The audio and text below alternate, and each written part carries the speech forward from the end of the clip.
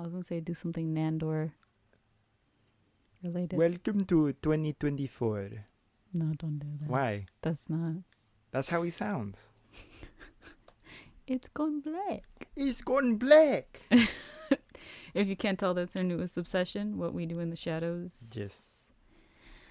So it's been literally a year since we last uploaded something. Has it? Yes, I think the last didn't- time we uploaded something, it was a while ago. I didn't check. Our last episode,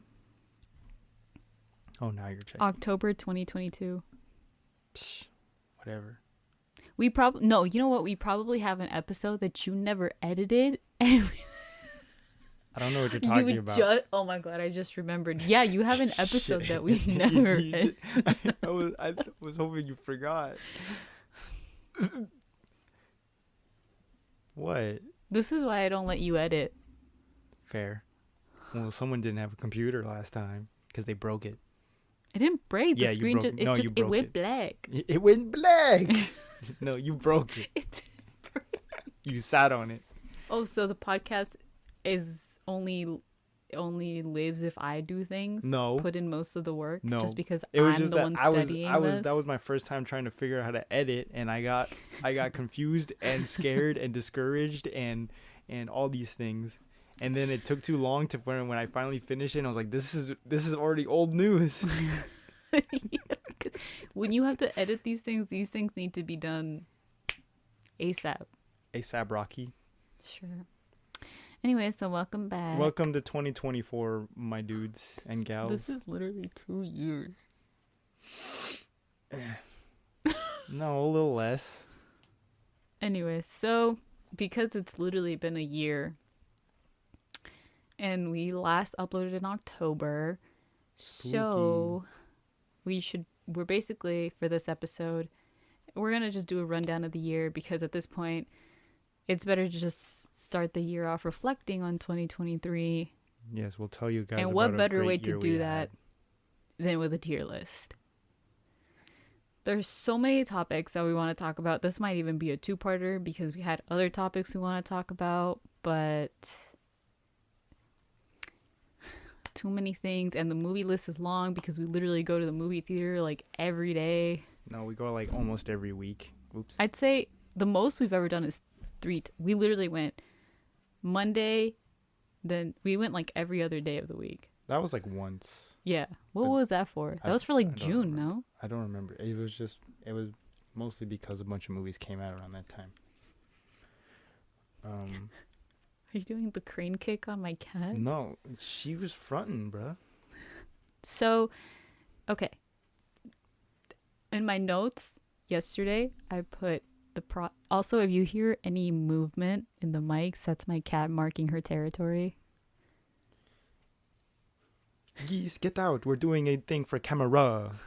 A piece de camera. Piece de camera. Gizmo. Gizmo. I But thought yeah. she would be interested in finding out in Kotia. The chilaquiles. Doing with the chilaquiles. On the account of it being Bullshit. it's not that funny. Our humor's a little broken. Yeah.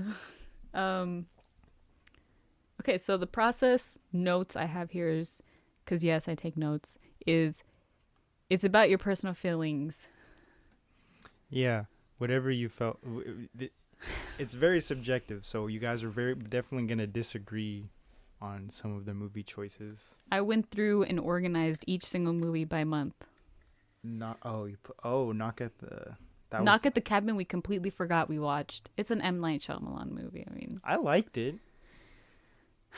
I was kind of buzzed throughout the whole thing, so that movie was short for me. It was a short movie, though. It was. Yeah. And for once, you actually messed up identifying an actor. Yeah, I did.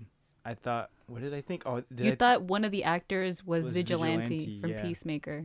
Because they looked fairly similar. And I looked it up and they had nothing to do with it. So we have basically A, B, C, D, and F.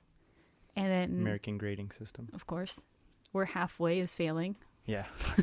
50% you failed.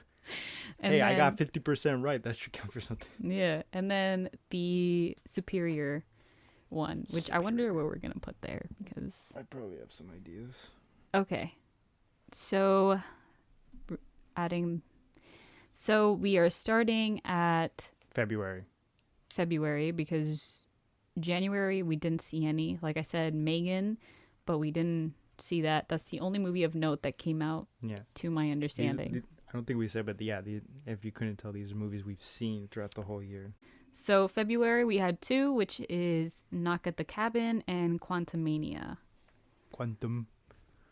Can I start? Sure. I say we put Knock at the Cabin at a D because we completely forgot it existed until I was doing the list. forget half the movies that exist in general. Okay. Even though I thought Knock at the just because we forgot, I don't think it should be shot down. I think Knock at the Cabin is at least C. Argument could be made D. Shh. That's what I'm saying. Didn't I said D? And you said no, but you said D. I think at least C.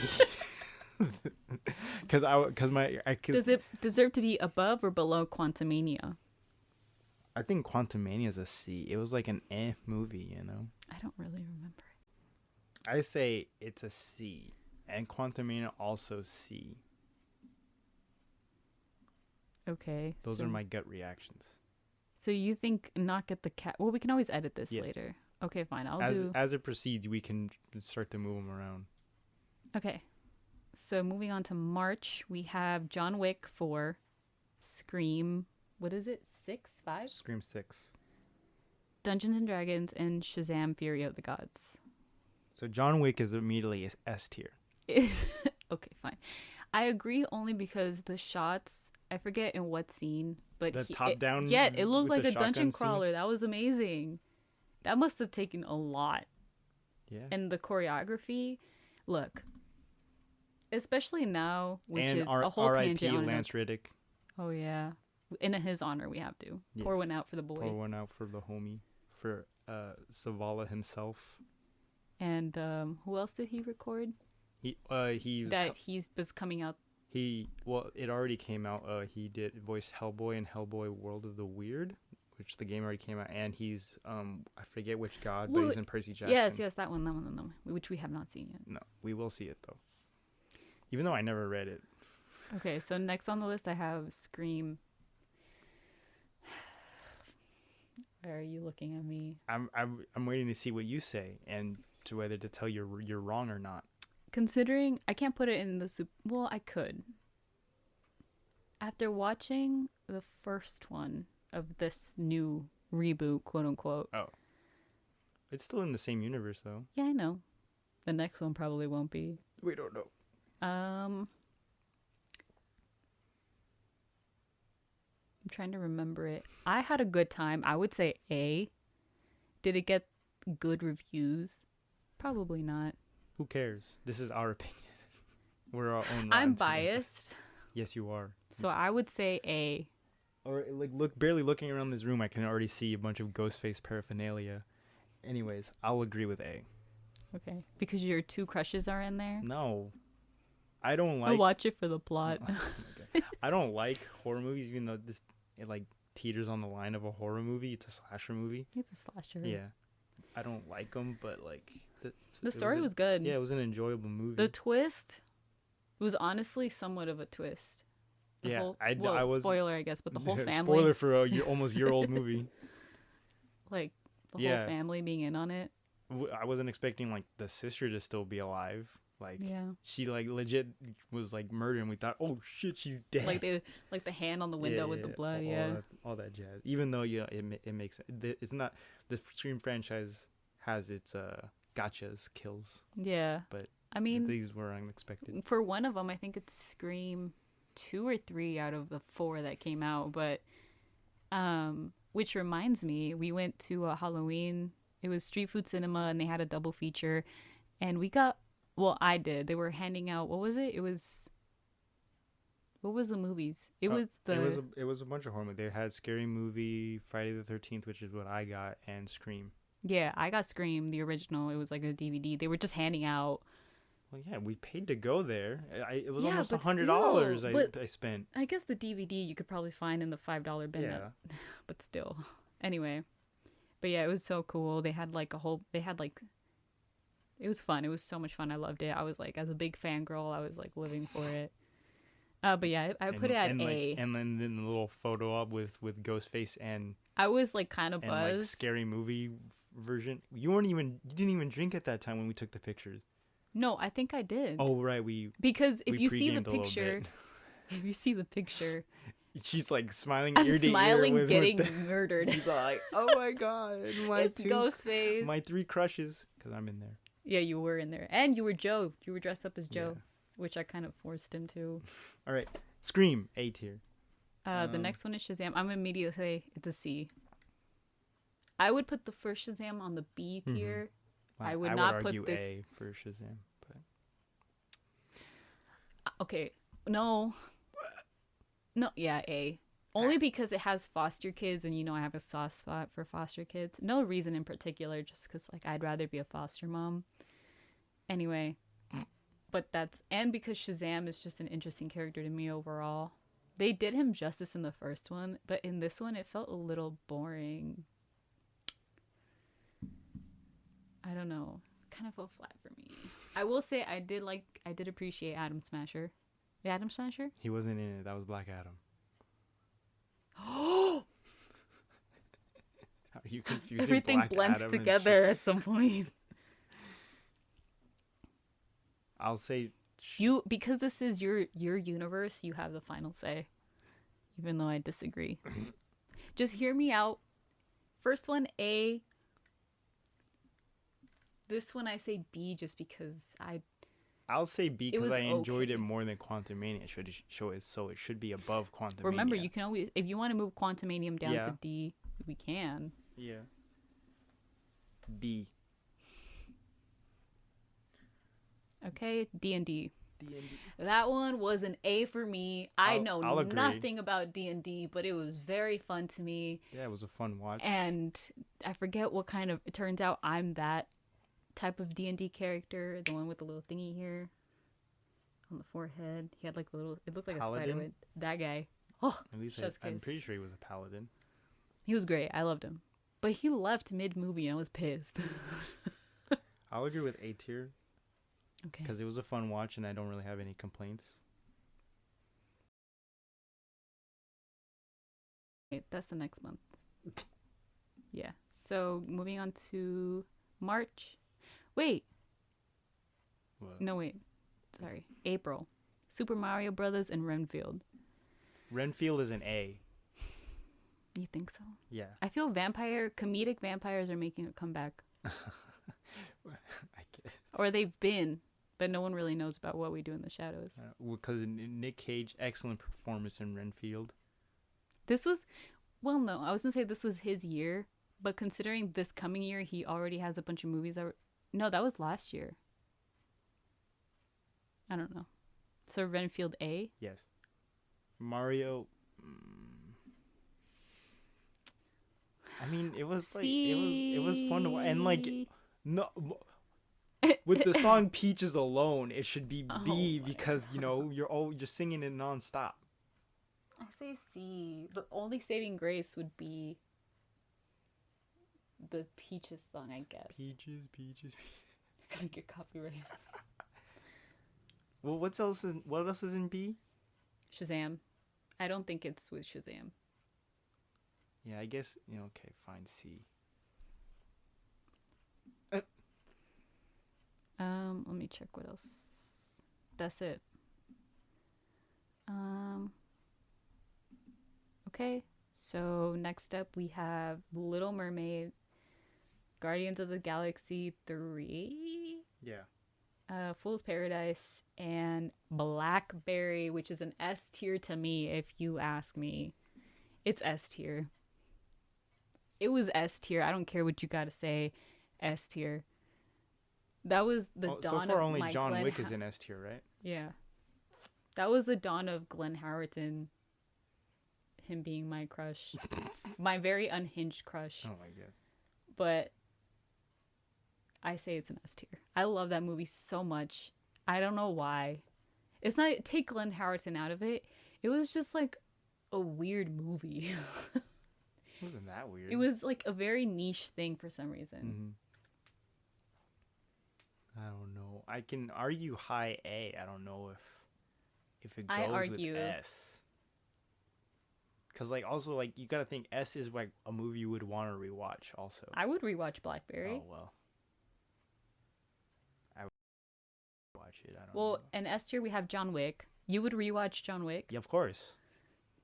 And then in A tier we have Scream, D&D, and Renfield.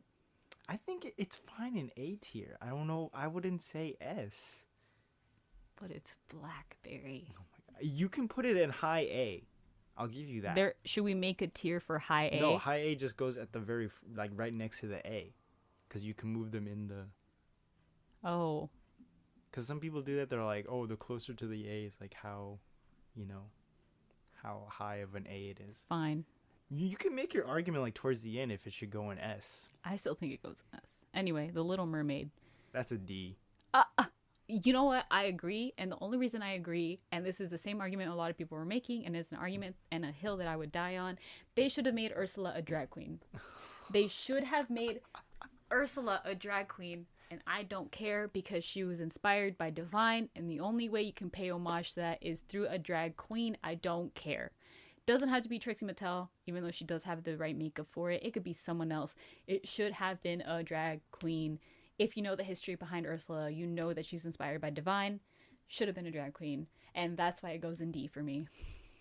I don't know anything about that. I was just mostly bored throughout most of the movie. Yeah.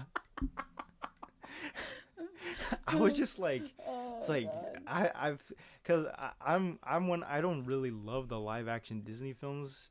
Kick they've They're been okay, going on. yeah. I like They're I like If them they do animated. it Tangled, that's an immediate Oh A. my I God. don't care the Oh my quality. God.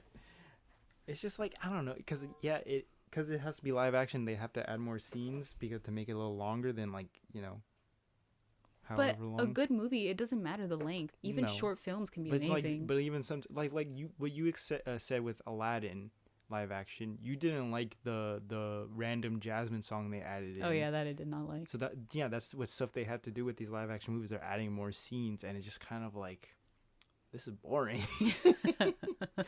That's what I felt like with Shazam.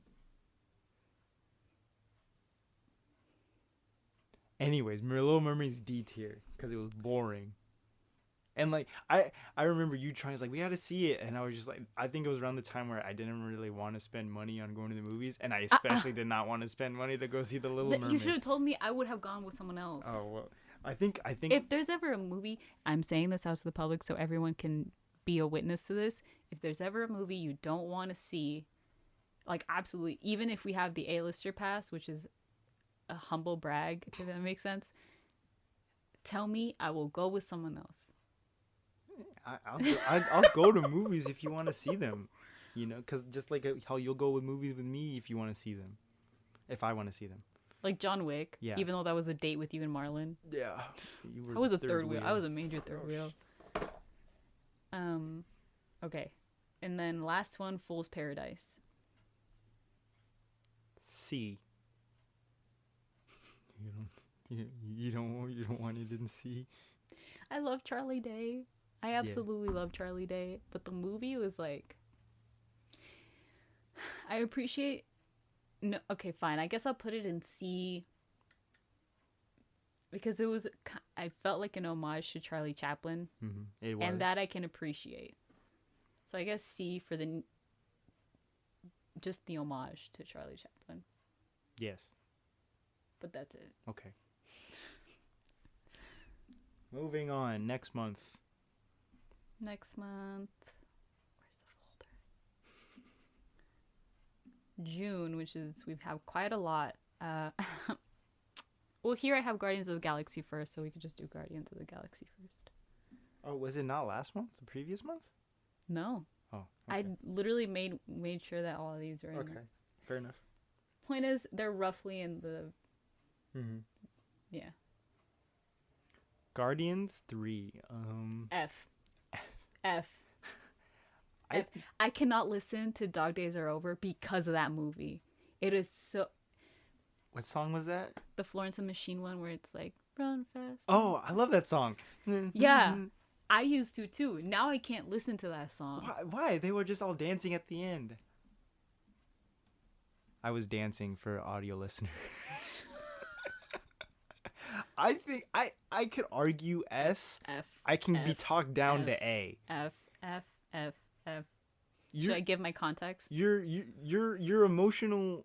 You said it was based on opinion. Okay, though. well, like I'm for this one. You're like your emotional thing aside.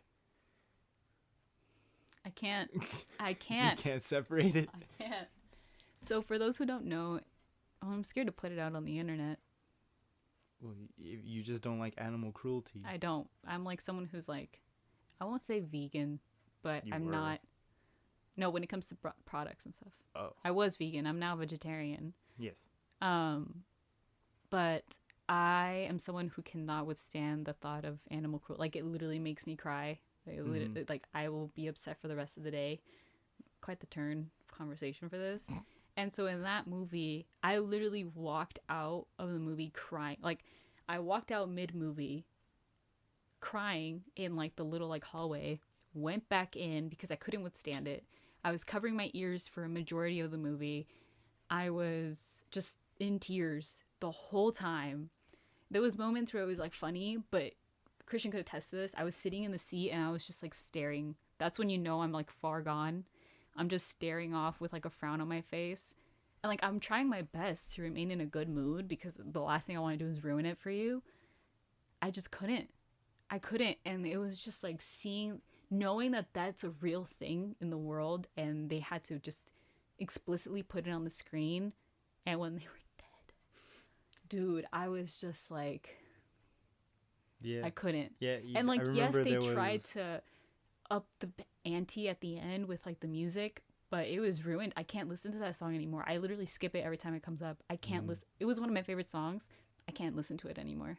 It was like I remember when it came out, and then on TikTok there was a video of a mom saying like they should have put a warning like They this should is something have. because like the kid was bawling his eyes Yeah, out they because he should was have. traumatized about And it's that. not even like, oh, trigger warning, like it's so sensitive, don't go watch it. I'm someone who agrees that it's like those comic book movies, they're cruel. They can be cruel. Don't even get me started on Black Label stuff and DC. But it's like there are people out there who can't withstand things like that. You should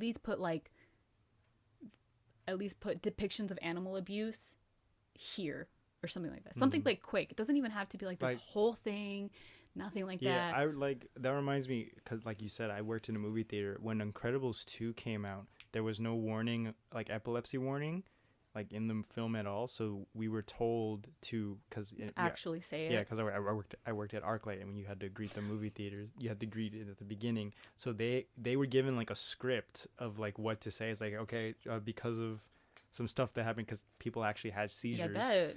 They're like, please note that this scene has like a lot of flashing lights, and you know, Oh, I remember. Yeah. The Yeah. hypnotizing. yeah. So there's a lot of flashing lights. So if you're prone to epilepsy, like we suggest, you can get a refund or whatever.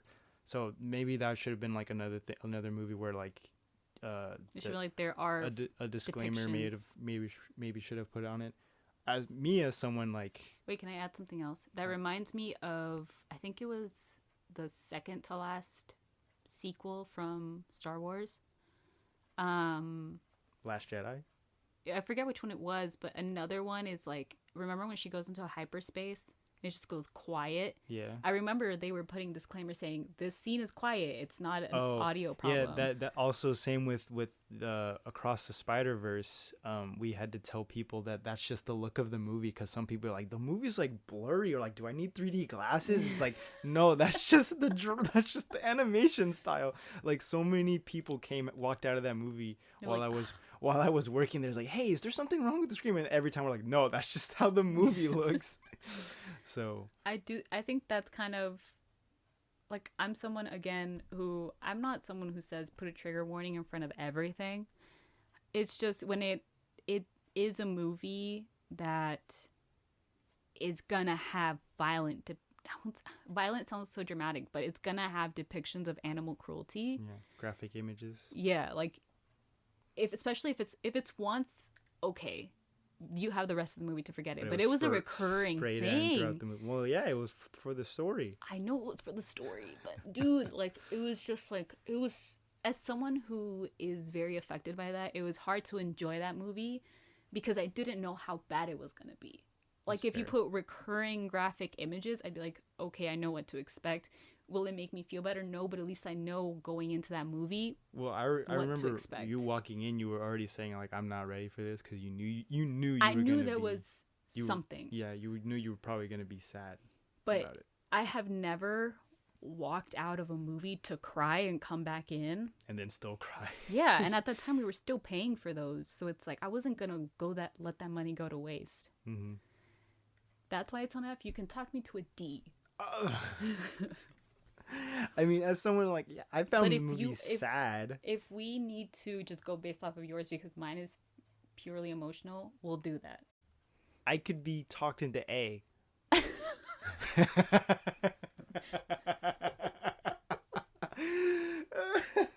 We'll do A. Okay. We'll do A, but know that I do it reluctantly. It's an A with an asterisk.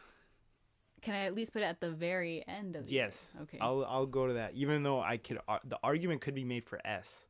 Wait, so let's make some edits here halfway through because we're in Halfway? June. We're not Hold up, even since we're in June. Oh, okay. Well, even though that would be July. Well, we'll hold it for July because we have more movies. We're not even halfway through the list though. We're halfway through the year, not the list. The Amazing Spider-Man. S tier. You just said you were gonna edit it. I said July. S tier. Agree. Okay. I will say though. Miguel. I will say though, because I loved the. Closest to S? No, what? There's only 2 movies in S right now. I say it goes before John Wick. Fine. I will say this: what watching Across the Spider-Verse, the soundtrack, not the score, the soundtrack, like immediately, like I loved the soundtrack off the get-go. Which one? This is Across the Spider-Verse? It's the newest one, yes. Oh, I said Into the Spider. I said Across earlier. Anyways, The first one. The first one was Into the Spider-Verse. This one, Across the Spider. Into the Spider-Verse, I immediately love the soundtrack. Across the Spider-Verse, it took me some time to like it. I still don't like You it. still don't like? Yeah. Metro. It was just because like I with Into the Spider-Verse, the songs when they put them in were like a lot more impactful scenes in my opinion. While with this one It wasn't as, it was emotional, but like there was a lot less like that emotion weaved in this movie in my opinion. I wouldn't say it lacked it. It was just like it was. Because it's a middle movie, you have to build off the last one and set up for the next one. So I get that It's weird. the middle child. Yeah, I get that weird feeling it gives, but for me the soundtrack didn't have much of an impact right away. It did a little later as I like listened to it. Like individually, I like the songs, but the problem is with Into the Spider-Verse, those songs like I remember the scenes of the movie. With these songs, I like don't remember where in the movie it was in, except for Self Love. But like for the rest, I'm like, where was this in the movie? I don't remember. Like I forget, but I know Sunflower was definitely when he was drawing towards the beginning of the movie. Yeah, the beginning of the movie, and then like And this one I have no idea. Yeah. Everyone just seems to know 2099's theme. Well, that was the score. I'm not talking about the score. I know. The score was both that scores. was more iconic. Both scores bangers. Like those even Across the Spider, maybe the score is a little better. They had a lot more like. As I like themes, and like this one had a lot more better themes. Like I loved Gwen's. Yeah, I loved Gwen's theme, like that, like little upbeat. Like I love that, and then like the sci-fi S for 2099 had great themes. The Spots theme, that creepy theme, loved it. I didn't notice it until I rewatched it recently. How creepy it was. I was like, damn. Yeah, and when like especially when he's in like that more like misshapen form, like you see like other versions. And he's like talking. Yeah. Like. So like spiel. The theme fit completely. And I forget, is it Spider-Punk? Mm-hmm. His too. It's just it all has very distinguished. I think his theme all works somehow. His theme is another one that breaks the rules of like because Spider-Punk in animated wide he broke the rules of animation. Didn't it take longer for him? He was animated on 3s or like 1s instead of on 2s. Which is what typical 2s or 4s, which is what typical animation is done. So Spider-Punk. Yeah, so every like third frame, that's when he would move. So like if you watch it, if you pay attention to him and compare him to the other ones, he like moves differently. A little more patchwork.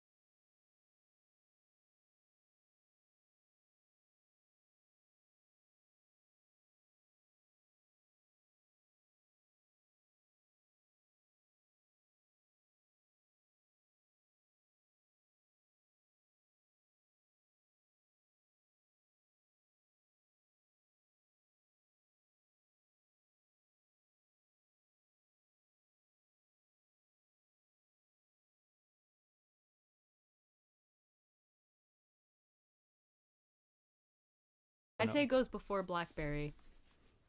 Okay. I just like I don't feel like it's a rewatchable movie. That's No, it is yeah. to I me. felt like it was one and done. Like I remember the scenes in it that I don't really need to rewatch it. Maybe I don't know. I See, don't know. but you Maybe have I'll better change my. memory than I me. do. I tend to remember a lot of scenes from You movies do. and games and TV shows. So A Yeah, then. look, I'll be okay with A. I don't know if it fits S, but it's a high A for sure. Um. Okay, we did that one. We did that one. Transformers. Rise of the Beasts. I. I am Optimus Prime. Oh no, I was gonna do Oh, I. I have come. As someone who likes Transformers, like not the entire Michael Bay franchise, like as like lore and comic book wise, I'm not as like very into it as I am with a bunch of other stuff. I've just like it's like a little hobby. Like I've done my research about it. Your side. Yeah, but I'm not like into it. Like I barely know a bunch of different Transformers besides like Optimus Prime, Bumblebee, Megatron, Ironhide, and Galvatron, and all that stuff. Um, I can go with C if you feel C. I I was can. thinking C. Okay, yeah, I say C is fine. Just it was like a fun watch, but like some of the voice acting performances. I don't know. It was what's his name? Pete Davidson. Pete Davidson for Mirage, And or Mirage ended up being my favorite one. no, his voice acting was totally Yeah. fine. It was like Liza Koshy's as RC. Yikes. I didn't. I usually don't notice or knock bad voice acting. But that one was. She wasn't bad. It was just like she like you compare her to like Peter Cullen and Experienced, seasoned players. yeah, like Peter Cullen, he's a veteran, but like then you got Liza Koshy where like her energy felt fake, and a lot of times she was just flat, like just flat out No, flat. don't do that. Yeah, it was just like. Would you say for voice acting, you have to be more like, instead of saying like, no, don't do that, you have to be more dramatic? I think it depends on what the scene calls for. You can it's subjective. Could you argue that it was the bot's demeanor, the No. Transformers demeanor? No, because RC was specifically like, yeah, she was like more like from what I could tell, she was a bit like more like by the book and stuff, but I don't think it warranted for her to be flat for most of her lines, especially like ones where like it was danger and stuff and she's trying to warn people or whatever. It just, I don't know. It's like It lacked. you can tell it was acting. Does that make sense? That's like the best I could describe it. Like Wasn't bad, but you can tell. you Like could, you'd be like, oh, this was acted. yeah, you could tell like she's trying to act, but Meanwhile, with Peter Cullen, you Peter said Cullen is just like that's Optimus Yes. Prime. he's real. That's him. Yeah, and some people argue that Peter Dinklage's performance wasn't great. Oh right, he was in there too. Yeah, he was Scourge. You know, I Bad didn't guy. even know it was him. So call him a chameleon for all I care. They probably added some reverb in there, but got some Dinklebot vibes from my D1 fans. Destiny 1. C. see, That's what we established. Next, Asteroid City. Asteroid City. That's a B. I think this was my first Wes. Wes Same. Anderson movie, so I don't have a bar to compare it to. I just know the Grand Budapest Hotel was pretty and funny, and there I was still a want to scene. watch that movie. There was a scene. I only remember where the guy's standing there and then runs. Mm-hmm. I don't remember. I don't even know what that scene is about. Going based off of this being my only Wes Anderson film with the very minimal knowledge I have of him. Me too. Very Wes Anderson, but there was a scene where it just did not make sense. I forget what it was, and I was like, why? But it was cute. I'd do like B. It was definitely better than Transformers and the ones in C tier, but it wasn't Agreed. better than A. I could be talked to a high B, low A. I'll go with high B. Before Shazam, Yes. he means business. Indiana Jones and C. D. I say C. High D. No, low C. I'll give you low C. Well, it's better than Knock at the Cabin. Okay. I mean, we can rework these Yeah, midway, but it's cause like it was I've heard this argument that it was just a normal Indiana Jones movie. You know, what happened? okay. Cut. Oh, Okay, it was just an Indiana Jones movie. yeah. I heard this argument that it was just like a normal Indiana. For sure, it's better than Crystal Skull. That's a given. But like you compare it to the original three Raiders, Temple of Doom, and Last Crusade. It's the same vibe as those movies, though. I mean, I think if you don't like the de aging, I can see why lowering it a bit. I just feel like it lacked some gusto. I mean, okay, They time realist traveled. realistically, there's only so much gusto you can ask of a man who's been playing He's this like role in his since he was 70s. yeah. There's only so much. So that I feel like it's a hard thing to argue because it's like you can't ask that of a man who's He still felt like Indiana Jones. you think? Yeah. Well, I guess you're right. It wasn't I'll like let you rate this it wasn't one. like he was like he's phoning it in for indie. I mean, it was a send-off movie. It was Yeah. kind of like his I honestly last thought one. he was gonna stay in the for a second there, but I liked Mm. it better with him reuniting with Mary. I'm gonna leave it to you. What did I say for? I'll say C. Okay. The Dial of Destiny. What the? Where'd it go? Oh, I already. Oh yeah, you did say C tier. I already put it there. Yeah. Okay. Oof. This one, I'm gonna get heated. The Flash. They should have done Reverse Flash. I don't really care what you say. I don't care what WB says. I don't care what DCEU says. I don't care anything. It should have been a Reverse Flash. No Dark Flash. No nothing. Should have been a He's not reverse. Should have been a Flashpoint story. Technically was. No, it You wasn't. keep saying that. It technically was. It was not a Flashpoint. As someone who's read the book and watched the animated film, it's as close to a Flashpoint movie you're gonna Would get. you say they can't do a full Flashpoint because of Yeah. Aquaman? No, you just can't. Well, like it's because Flashpoint in book wise, it's way bigger than all that. Like you got Thomas Wayne Batman, Aquaman, and Wonder Woman fighting. Of like a malnourished Superman, Cyborg as the main hero of the world, and tons more. Tons more, and then like there's a scene with Green Lantern doing like basically a kamikaze, a Captain Atom captured and being made a bomb, destroying the entire world. It's a lot as Flashpoint, but they and and this meant to be a Flash movie, like a solo Flash, his only solo Flash movie. We're getting. I understand making it a little He's bit. not coming back though. Well, that what they didn't know that at first when they made the movie. Uh-huh. I understand it making more. It's smaller and a little bit more. I mean, Flashpoint is a personal story, but like It is a very much personal story. But making it. It was me, Barry. Yeah, making it. Well, that making. Well, you already knew it was his fault to begin with. The thing with Flashpoint, you didn't know it was his fault. You knew at the end when Reverse Flash revealed it. So that's why it's like a little less. I understand like making it an alternate version of Barry, like a younger Barry, like as the bad guy. Yeah, a bit of a letdown. Would I have liked to see Reverse Flash? Yeah, he's one of my favorite They should have villains. at least done Reverse Flash. I'm sorry, but they should have done Reverse Flash. Well, maybe they were saving Oh, yeah. for a future plan, but that don't matter no more. You don't. It felt like such a tease too because he was dressed up in yellow as well.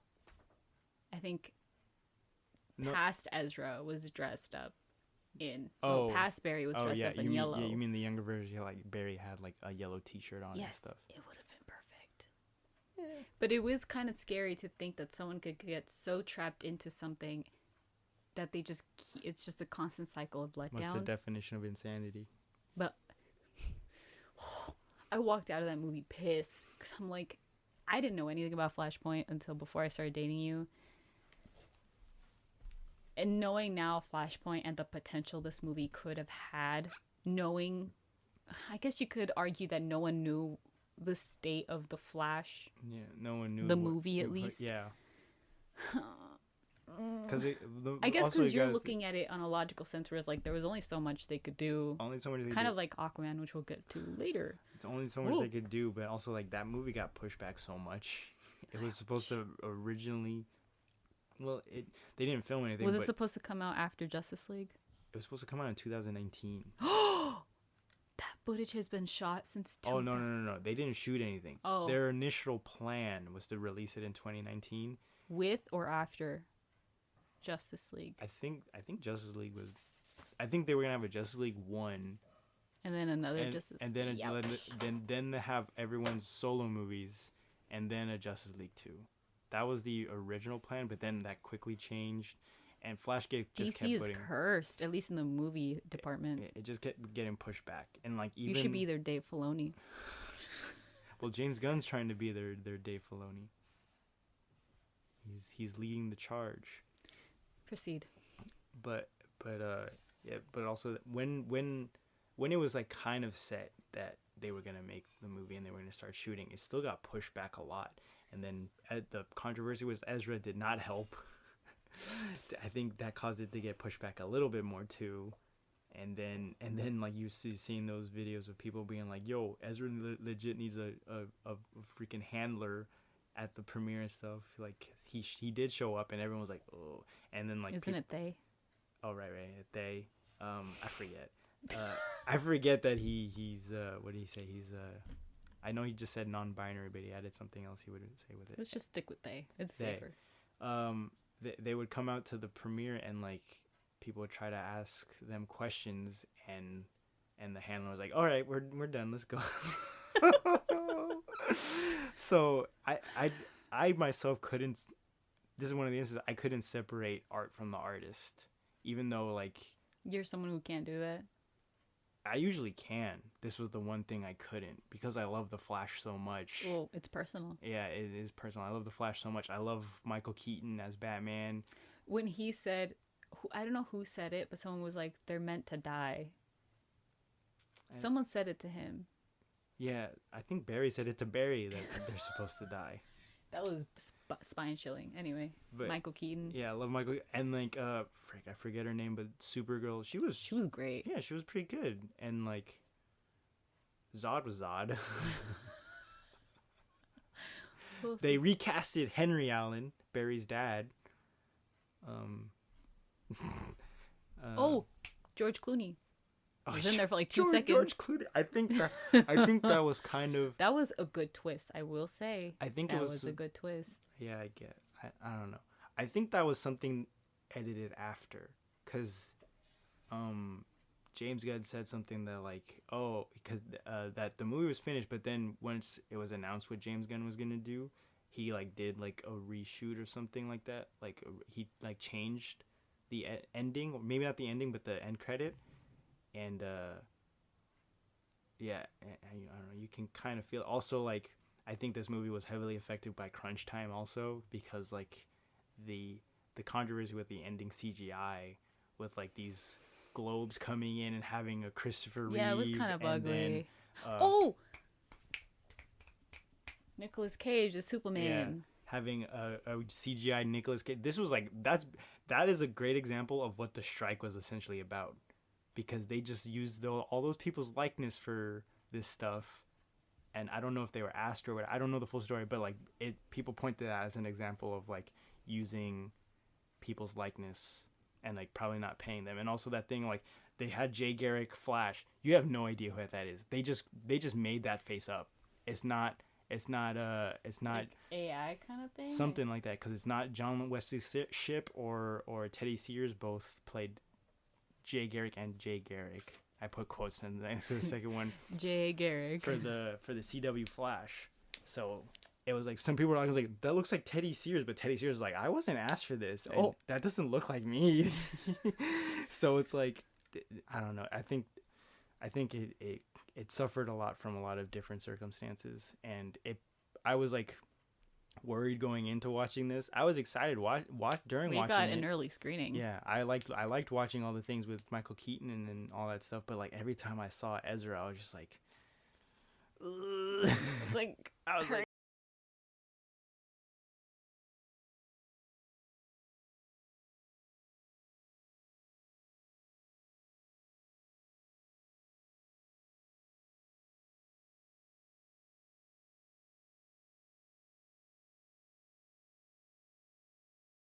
it was supposed to be an Aquaman 2.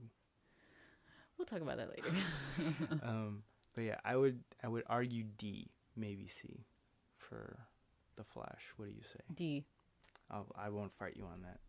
Which sucks because Flash is one of my favorite characters of all time. Well, okay. Hopefully they'll do it right the next time. Oh dear. Oh god. Now we're in July. Yikes. Okay. Which Mission Impossible came out in July? Yes. Okay. So we have. Let's start with Oppenheimer. Really? Not Mission Impossible? Well, I just have them in different. Okay, fine. Well, do you want to do? I feel start with Mission Impossible because we're gonna Mission have a lot to Impossible. say with both Barbie and Oppenheimer. B. What's fucking sucked? Some guy was talking throughout the whole movie and pissed me off. He was quiet And then out of nowhere. for the trailers and everything, and then as soon as the movie starts, he's talking at like a normal speaking volume, not yelling or anything, but definitely not whispering. No, one guy literally walked out, went to go tell security. Security came. The guy was quiet. Yeah, every time. Like someone walked out of that movie and kept trying to get someone to like kick him out, but the way it works is like they have to catch him. Like you Every can't. single time the security guard came Every in, time they came in, he was quiet. quiet. But as soon as they left, talk. That's why I'm kind of like. Did he know what he was doing? I don't that know. was It kind of felt like it was always just lucky because he did kind of stop talking before they would even come in because he wasn't talking throughout. Yeah, he wasn't talking like the absolute whole movie. He like did it in waves. At some point he was dead quiet, and out of nowhere. It would always be during I don't know if maybe there was the volume of the movie, but like during like the emotional, the quiet, the story segments, that's when he was talking. But during the action, you couldn't hear him. Maybe it was because that's when it was loud Should or whatever. we keep this in? Yes.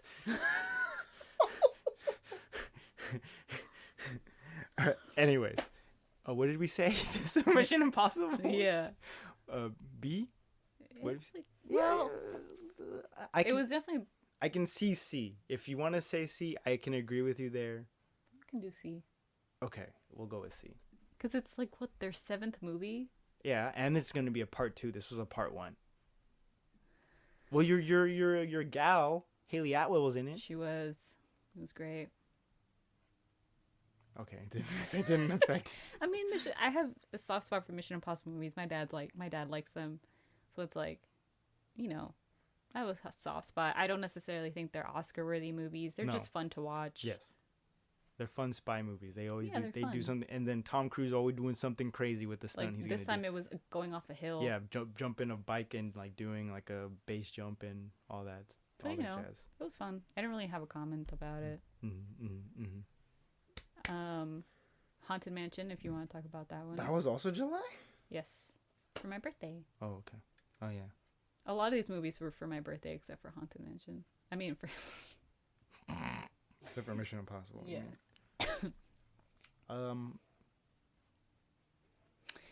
I could argue. I want to say B. I can argue that, yeah, because it like had great moments. Had Danny DeVito. I'd say had Rosario Dawson. A lot of great and that one guy I forget. The one who's in the Book of Clarence. Yes, he's great, really good. Really great actor. Yeah, it was a solid movie. Solid cast. Yeah. Solid movie. I mean, it was. What's cool is that it kind of made its own thing. It did have some callbacks to I think the first one, right? I don't remember. I don't remember much of the first one. And had callbacks to the ride. Oh yeah. So Hitchhiking Ghost. Yeah, Hitchhiking Ghost, the duel guys, and then the whole dinner scene too. The dude with the lamp. Yeah, the hat box. Yeah, that guy. So I'd agree with B. Yeah. Well, I'm a huge Disneyland lover. I feel like you are only because of Galaxy's Edge. Unless you are a Disneyland lover. We live in California, so in LA. So that's why we go to Disneyland often. Mm-hmm. Rock, paper, scissors. Which one goes first? For Barbie, you no, Oppenheimer. you can go first. Okay, Barbie, S tier. I'll agree. Okay. I think a lot of people I remember were talking like, ugh, Barbie. But I think, and I love that you appreciated it too, that people came together. I think it was probably because of Barbenheimer in general. But That people too. came together for once. That this is, I think the last time people got together that much was for Pokemon Go. Yeah.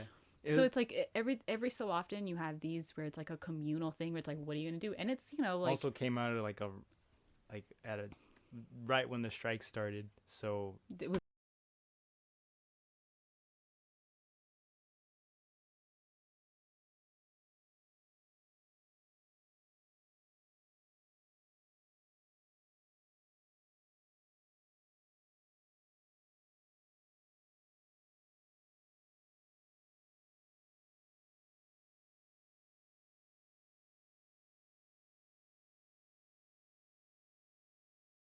quicker it's and a more depressing, upbeat.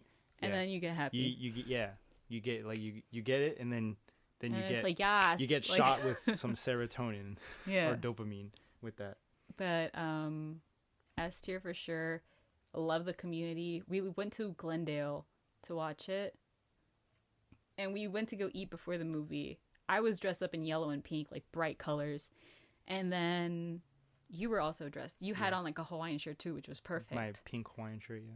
And the waitress asked you if we were here to watch Barbie. I don't remember if it was just me or but they. No, because I had gone to the bathroom. Oh yeah, then yeah.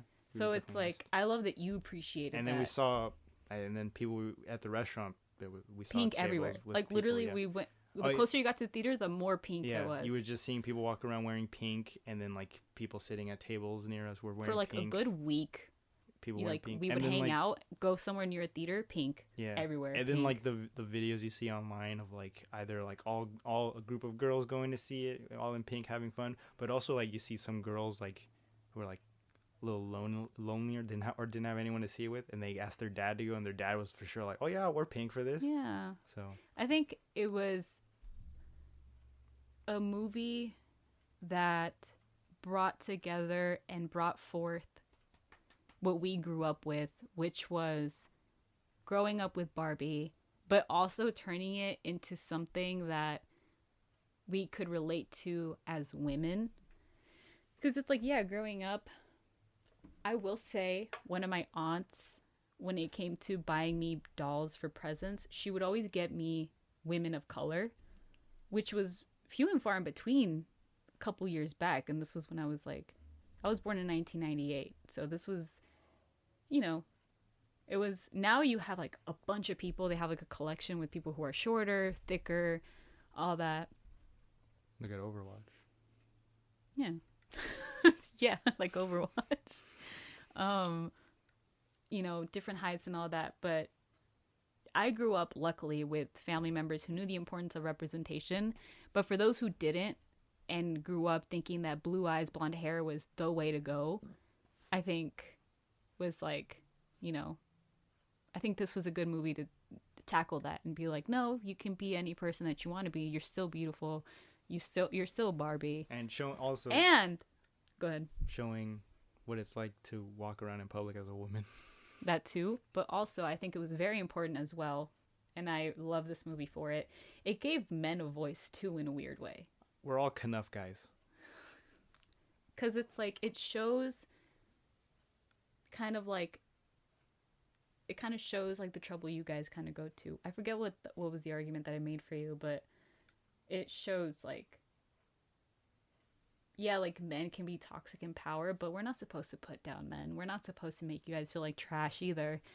So it's like, yeah, I'll playfully say I hate you and like I hate men, but I just want people to be equals. I don't want it to be like you guys are below and we can step on you, because that's also toxic femininity. And I think it touches on that too. I also saw like someone point out that the thing Don't touch was the tuna salad. the thing with Ken. It was like, it wasn't that Ken was an idiot and like immediately believed all those things he read.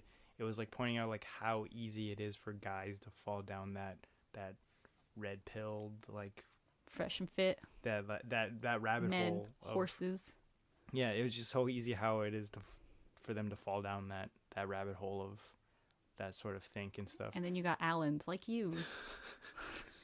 Got Allen's. But then like what Ken said, he's like, it's like I didn't even. It's like as soon as I realized it wasn't about horses, I didn't even care anymore. But it was just like that. You had to maintain a. It gave him also to, like he saw what worked and what gave him power, and he had to stick to it. Yeah. Even if if you do realize it's not. Yeah. And that whole spiel, I forget what her name is. America Ferrera. That whole spiel she went on, it was perfect because it didn't feel holier than thou. It didn't feel like, oh, here she goes on some. If you went into this movie thinking, there were definitely guys who went as soon as she started saying those stuff, they were like, whatever, woman. If you didn't go into this movie knowing there was going to be at least a little bit of feminist agenda, girl, what we doing here? It's a movie called Barbie, directed by women. Especially when I saw, oh my god, the soundtrack, everything, it was perfect. I also appreciate the director putting in a director's note saying that Margot Robbie being the one to say that she's ugly, she probably does feel ugly some days, you know, and that's totally normal. But to all women, we know Margot Robbie is absolutely S-tier gorgeous. Like, she is absolutely stunning. And to have her, they selected her as Barbie for a reason. And to have her say that she is ugly, I like the self-awareness that the movie had to say, like, we know that it kind of feels a little weird to have Margot Robbie saying this, but it goes to show that even the prettiest of women, they either don't see it or they feel ugly too, which baffles me, but they feel ugly too. There's like legit psychological studies of like women who are considered the top, like the models and all that. They're clearly the ones that young girls try to strive for because they're considered beautiful, but they are the least happiest people about it. They're the most judgmental about their own looks, even though they are considered like the most beautiful woman in the world. Yeah, so it's just like she's like gorgeous, and anyone can see that. I think it was just really great as a self-awareness thing. Yeah. But I think so many things could be said about Barbie. I just appreciated it for what it represented about it being okay for a man to be an ally, and for it to show that sometimes women can be cruel and they lead on a guy even if they know or don't know, but they do. Some women do end up leading a guy on. Yeah. Also with the CEO, he's a great example of someone who's trying to be an ally but doesn't quite get it fully. Like, he's still trying to own it's like, I can say products. that all the people I know are women. Yeah, stuff like that. It's like you can, like, there are people who are trying to do good, but they also miss the miss ball. it. Yeah, they miss it.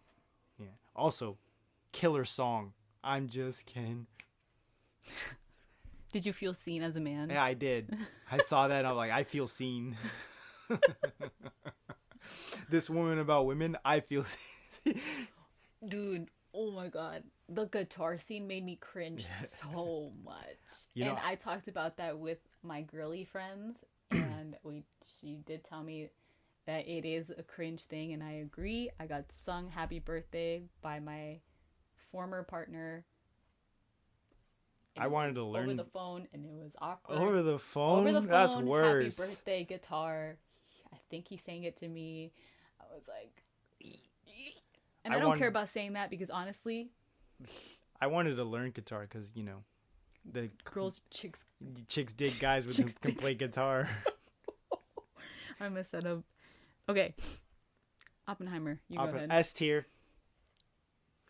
High A. S tier. Come on, man. It was long. It was long. I will say I did go in a little buzzed as well. This is another movie. It was to get you through the nukes. Yeah. It did impact me less than I thought. Yeah. I don't Proceed. Because for starters, the two opposites of the spectrum. For starters, amazing soundtrack score. It was pretty good. You cannot deny it. Visually, it was gorgeous. Visually amazing, but also like the specific song, I forget what it's called. I think it's like Can You See the Music or something like that. That was the song title. It was like in the opening of the movie, but also like throughout most of the movie, that little upbeat song. You know, amazing soundtrack, beautiful visuals, amazing like costume design and set design and like all that stuff. And Honestly, it's gonna win Oscars Einstein for sure. Einstein was great casting. I saw a post about that. Like the actor said it was because they filmed on location of like Princeton and like a bunch of stuff. The actor said that it was strange to walk around dressed up as Einstein, and like students were saying like, oh shit, it's Einstein. He's back. He's back. And like amazing performance by Robert Downey Jr., Cillian Murphy. The list is long about actors in this, but like. Great. Was it Blake Lively? No, not Blake Lively. Emily Blunt. She was Emily also Blunt. great in it. Yeah, it did, like, and like so many people like Christopher Nolan just had to like just actors to go on like, and they just act like Matt Damon especially. Oh yeah, didn't he say like Matt Damon promised his wife he wasn't gonna do movies for I forget what reasons he said, but like he said specifically in the reasoning unless Christopher Nolan asked me, and of course Christopher Nolan asked him like, hey, you wanna do a movie? Like, yeah. Yeah. Drops everything. Rami Malek showed up like towards the end of the movie. Josh Peck. Jack Quaid. Right. It was just a good cast. One of the Wolf brothers. That too. Like it was just like an S tier movie. In all honesty, it's probably gonna win awards. Probably. But also so it was like Barbie and Spider-Verse and. I think for cinematography is gonna definitely be Oppenheimer. I could see the argument for best directing too, but I feel like Greta Gerwig could also win best directing. I will say I hope it's Greta, because she's a woman, sure, but I do think the directing was better for Barbie. It could, but probably Oppenheimer. Because Oppenheimer had some scenes where I was like, this could have been taken out, and the movie would not have changed. Yeah, well, could I tell you what it is? No, but I know. I could see Oppenheimer winning like best adapted screenplay or something like that. Because it is a book, huh? Yeah, it's like based off like the biography and all that. But yeah, Oppenheimer is probably gonna be one of those movies that's like a film bro movie also.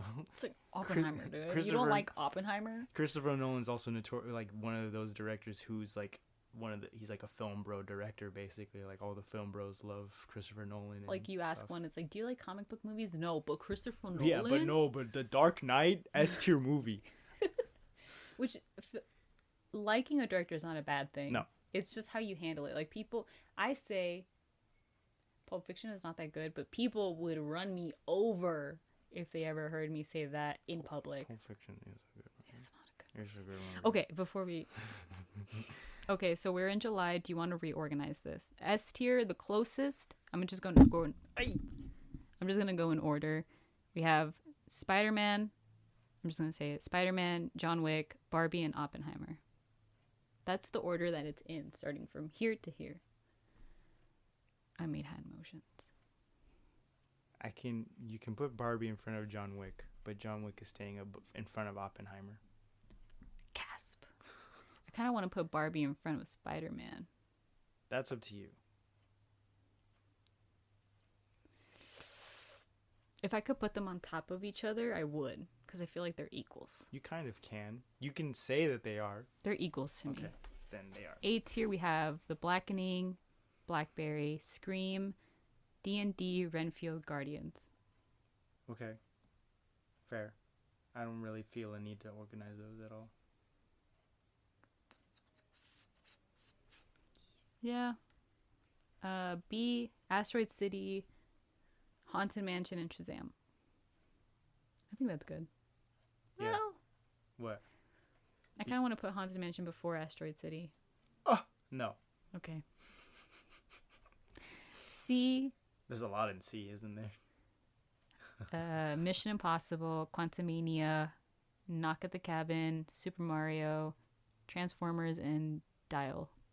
Indiana Jones. Indy, for short. That's it? That's it. Oh, okay. What's in D? You think C is fine then? Yeah. Closest is Mission Impossible. Yeah. Yeah. Yeah. Like I said, I could argue B for Mission Impossible, but I understand C. D. Little Mermaid, Fool's Paradise, and The Flash. Fair.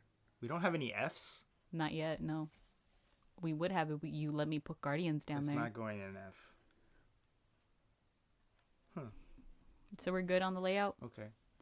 I Okay. may be swayed to put Little Mermaid F, but no, it's fine. No, if you can have one say when it comes to Asteroid City, you can't have a say on Little Mermaid. Give and take. August. Blue Beetle. Oh, I thought you were gonna say Turtles. Rock, paper, scissors? I want to go first. Yeah. I don't have much to say on Turtles. Okay, so Blue Beetle first. Okay. Yo, to finally have a Latino superhero, a Mexican, with the most... Full cast. Yes. Absolutely nothing I can... Was it a great Oscar-winning movie? No. I'm sorry, Sholo. It wasn't. I'm putting it in A. Sholo has come a long way as an actor. He has. He doesn't do like the whispering voice anymore. I pointed that out in I love you, Sholo. If you ever even come across podcast this podcast, too. he does. Oh my god, dude. Oh my god, he was. I could see him winning an Oscar one day. He's on his way there. The way I think the reason I think that was the whole initial suiting up scene with the body horror. Oh my god, dude, that scene was amazing. I loved it so much. I like that they called back to how Dan Garrett would originally transform into Blue Beetle by just yelling out, Kajida! They did one Kajida. They did one Kajida. It's a great reference. It's a deep cut for those who didn't know. I did feel like the way they said the name initially was kind of like just put in there. When he would just say Kaji? When they were like, well, the scarab or something, and he's like, the name's Kajida. Yeah. I was like, I feel like there was another way to... Well, he said his name is Kaji, and then it was like, what? He's like, Kajida. I don't know, I just feel like it could have been handled better. But I do appreciate they had, to my knowledge, a Mexican director. Mm-hmm. They had your twin brother.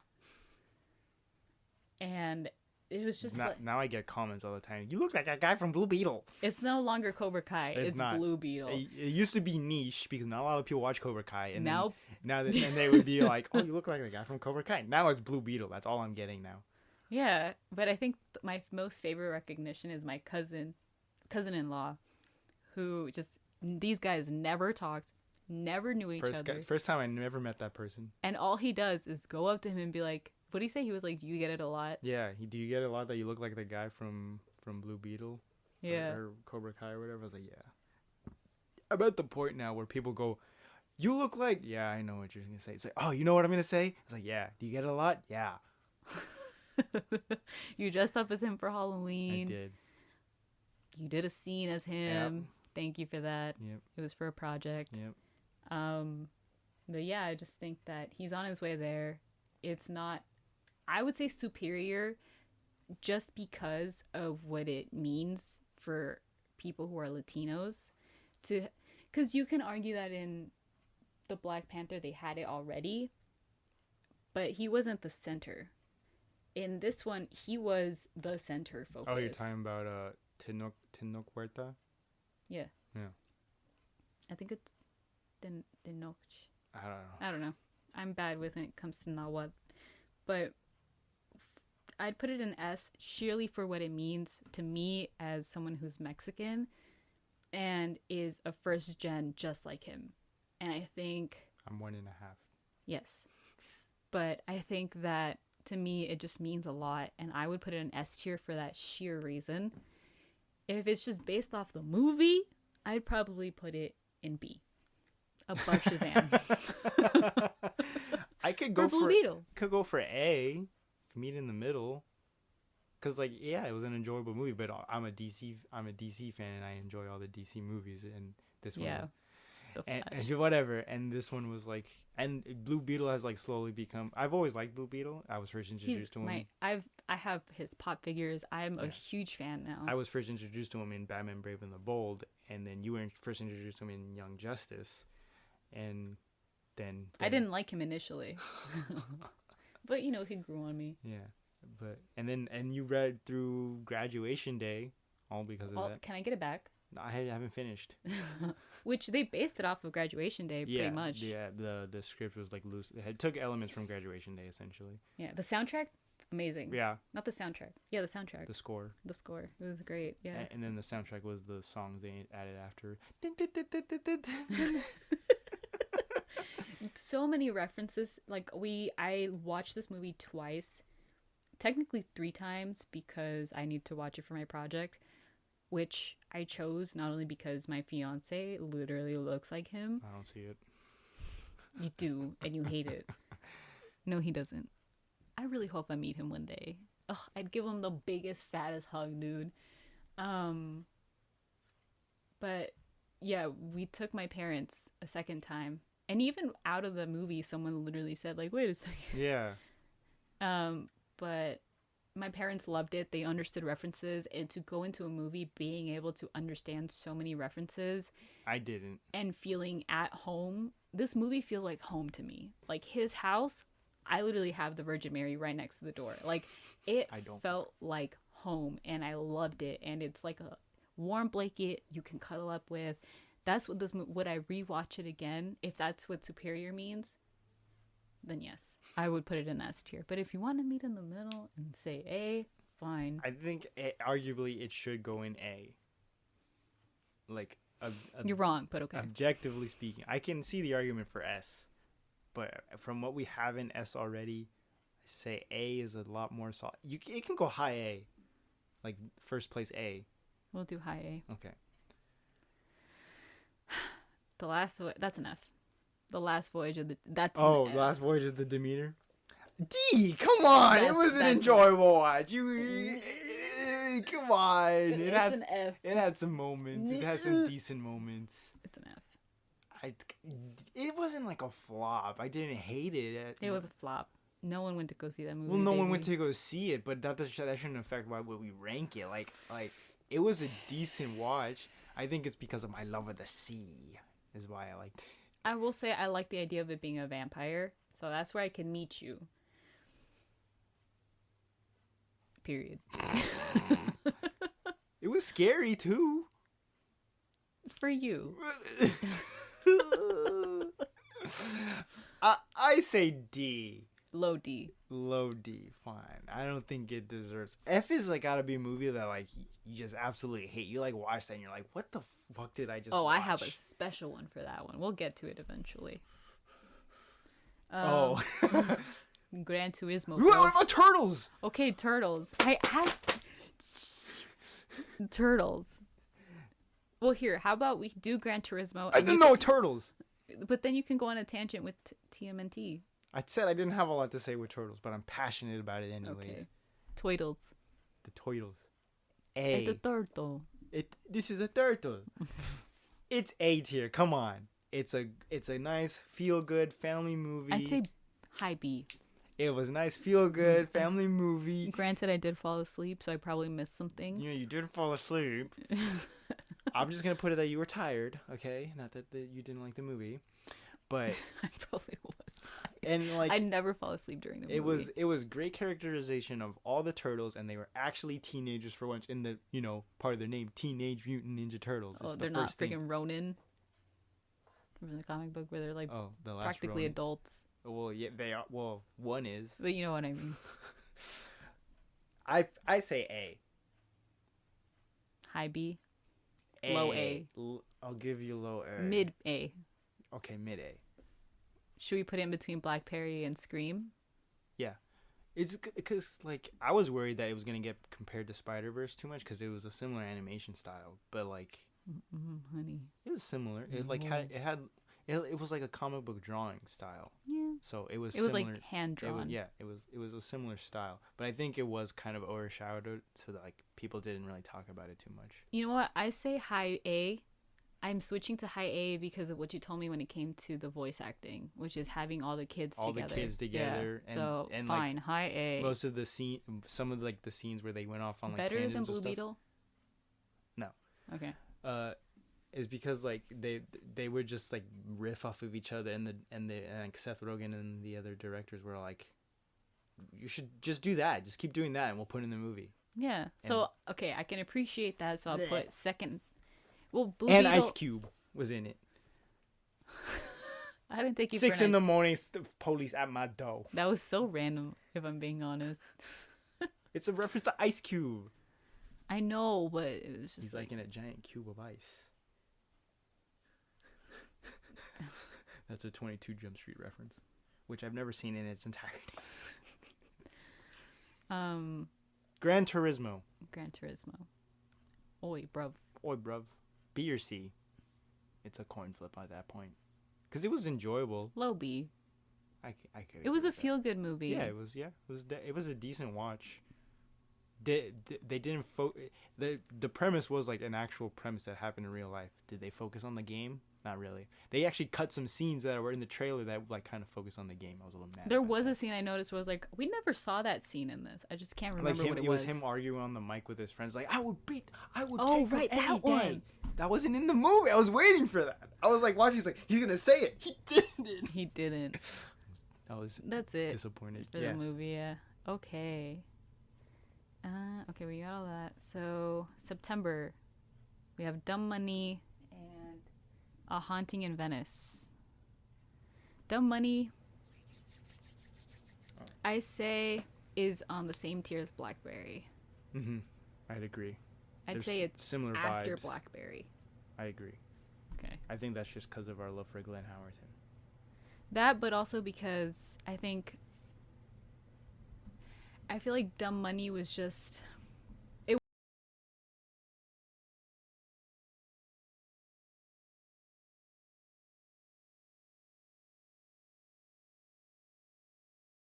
Shots, basic. But the story, great. The acting, great. Yeah. That's it. And Blackberries had superior... It was fun. Yeah. It was like a mockumentary. Yeah, but it had superior shots, Blackberry. But they didn't have talking heads. What are you talking about? Oh, no, they did. For Blackberry? No, they didn't. They didn't have talking heads? No, it was just covering it. They shot it like it was a documentary. Like there was someone with a like camera. hidden shots and stuff, like someone was like Glenn Howerton explained it, that the one shot, it's in the trailer where he's like on the phone and like they didn't know he was shooting. You see him on the outside. Yeah, you see him through the window. He knew they were shooting, but like so many times Glenn said that like he would ask, where's the camera? Because like he legit didn't know where it was. Like which way you want me looking? And like the director's like, oh, don't worry, we'll get you. Just act normally. And he's like, okay. And he actually cut the hair too. Yeah, he shaved his head, and like he would get the makeup up so it would look a little bit more bald. But yeah, and during the Always Sunny podcast, he like showed it. Ew. It was cursed. Okay, and A Haunting in Venice. It was run of the mill. A. C. B. C.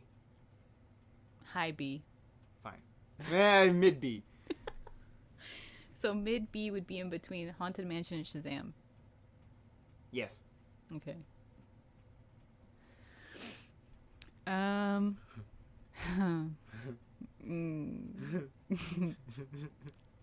So October. F tier? What movie are you talking about? Killers of the Flower Moon. I'll say this.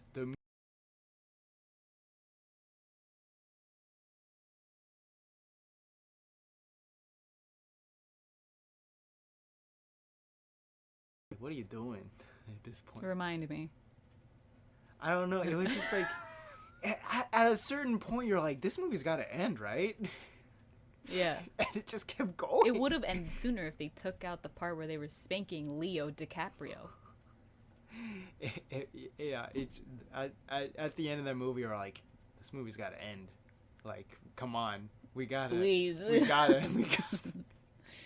Those, God, I wish it was told through the lenses of the wife instead of... Like they said, history is determined by the victor. True. But it's called Killers of the Flower Moon. Mm-hmm. I guess, yeah, the title itself is like Killers of the Flower Moon. But I feel like it would have been so much stronger if they had the wife talk about it. I don't know. Give me this one F. Fine. Thank you. I had like zero opinion. I had zero expectations going. I don't to that care movie. what you people say. Who is this? Scorsese? Yeah, I think it was Scorsese. I don't care. It's an F. So many things are wrong with it. I'm gonna go on a full tangent. I was ranting the moment I walked out of that goddamn theater. I had zero expectations going into that movie, and was just didn't care at the end of it. What's next?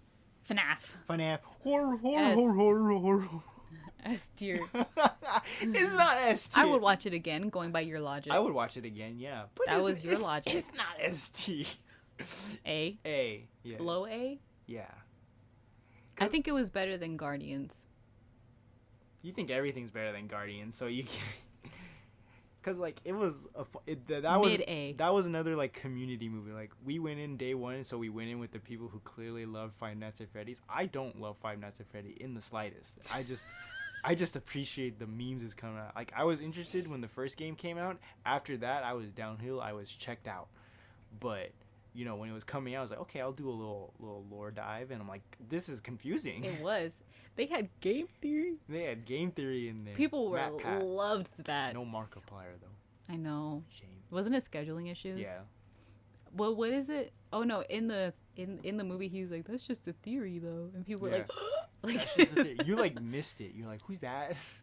When people started freaking out around theory, I kind of, like... But then you explained to me who it was. Because I didn't know his face.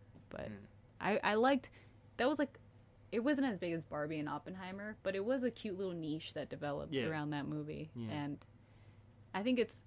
The people who already love Five Nights at Freddy's like the movie. The people who, you and me, who had like almost zero opinion about Five Nights at Freddy's, it was nice for the memes. That was my only reason to see the movie was for the memes. I wanted to watch it because of Josh Hutcherson. I don't know why he's always had a special place in my heart since growing up. It's not even like it's not even like a crush. It's not even a simp. It's just Bridge like I don't of know. Terabithia. That movie messed me up.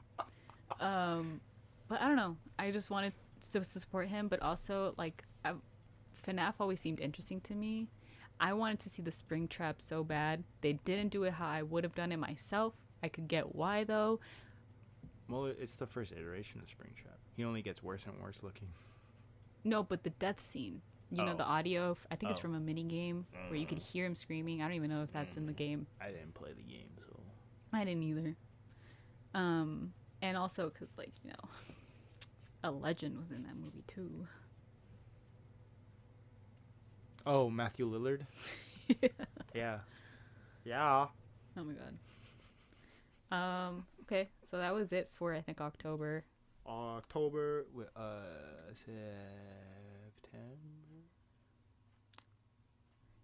Did we do September? Well, that's after October, right? I did That was it right? Dumb Money, yeah. Huh? Oh. November. Oh, November. I get my September and November mixed up. Oh god. Talk in the mic.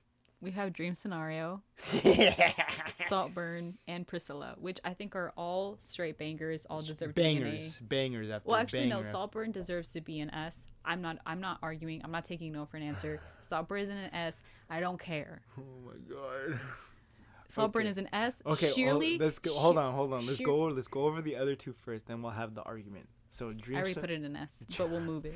Dream Scenario is undoubtedly an A tier because Nicolas Cage was amazing in the movie. Like, High A, not above Blue Beetle.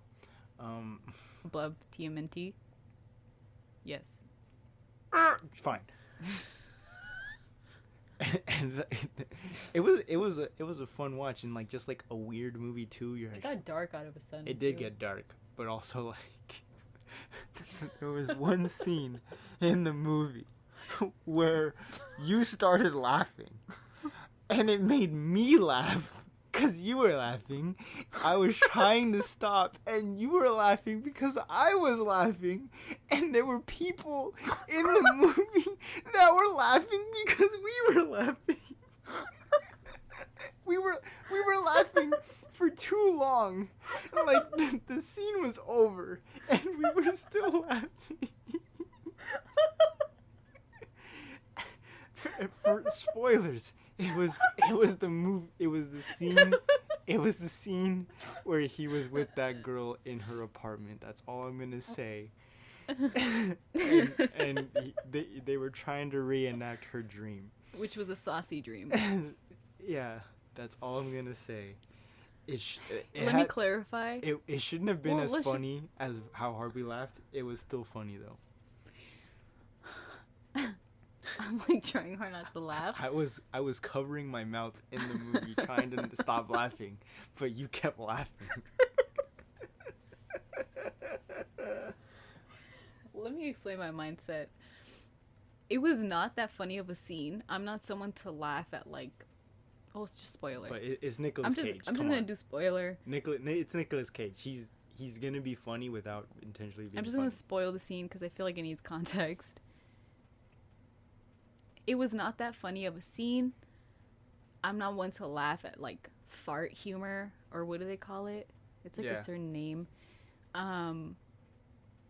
But for some reason, knowing the context that she's like turned on by him because of a dream she had, and then he keeps messing up, and then that happens. He like lets one out. It was also like at the time in the movie for him. He like for once wanting to take advantage of these dreams, and like it was like the first positive dream he experienced, and like or like was told. It was like a slow like build. I think it happened more than once before that, but it was this one I think that got me sheerly because of the acting, sheerly because of the way that Nicolas Cage reacted to that.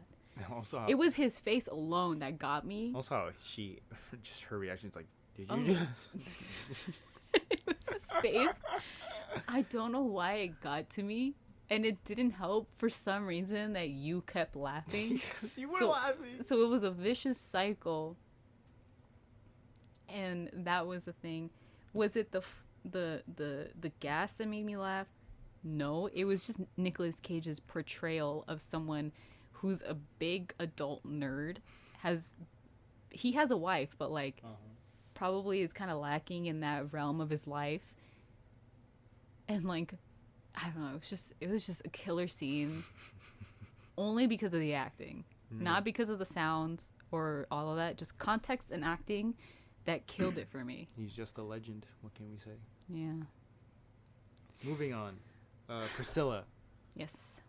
I'll agree with you. A. S. No. S. A. S. No. It's not S. Before Blue Beetle? It wasn't. You're gonna say it was better than Blue Beetle. If you want to say that, go ahead. We're running out of room in A tier. You don't run out of room. It just gets bigger. You liked it. You liked the movie more I did, so it's up to you. S. No. I'm saying it's up to you in A. Before TMNT? No. I gave you one before TMNT. I'm not giving you another. Okay, fine. I will say, can I put it next to... No, because that would insinuate that it's before TMNT. If you want to say it's on par with Blue Beetle, that's up to you.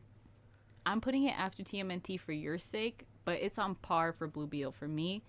But... So that's another asterisk one for you. Yeah. I think the reason I liked it so much, it was a solid movie. It was it was a very satisfying ending where she left him. It's a very finicky story because it is grooming. Yeah. But I think that it showed her process from being dependent on him to her realizing this guy is like full of it, like he's full of drugs. Oh, that too probably. And her realizing like, no, like screw this guy, I need to look out for myself. I think that's what the satisfying thing was. It isn't always that way, but it makes me appreciate the story. Were there probably changes that I don't know of? Yes, like you know how they always say based on a true story. This is based quotes. So yeah. So December. Wait, you didn't say Saltburn. Oh, Saltburn is S tier, girl. S tier. S tier. S tier. I'm not taking it out of S tier. Hold on. Especially Oh for my god. the bathtub scene. I hated that scene. I loved it so much. Like, it was so I didn't weird. have a problem. I didn't have a problem with the bathwater bit. That was fine. It was a stretch for me, but fine. Whatever. It was the fact that he was going into the drain. I was like, that's a drain. Mind you, we also got an early screening for this. Thanks to me. We got an early screening of this. So we had these reactions before anyone else had these reactions, before it hit the mainstream. I think it was like it was only like a week before it came out. Yeah, but though. still, like, not everyone had seen it at the time. Yeah.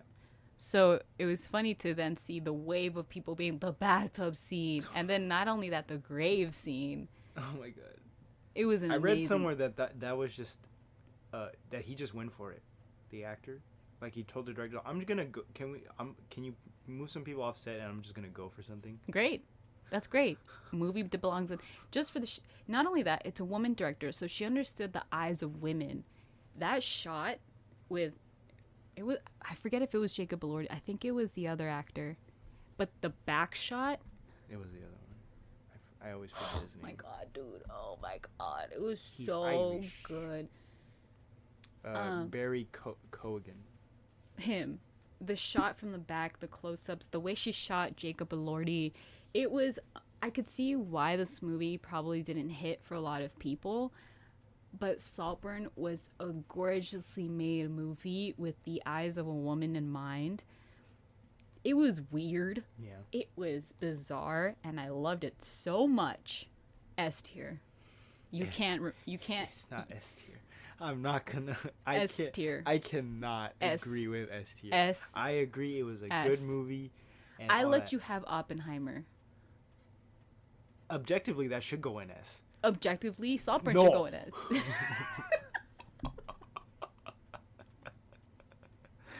I will give you high A for Saltburn. No. It does not. I'm only taking S. It does not belong. No in deal. S. This isn't a game show. No deal.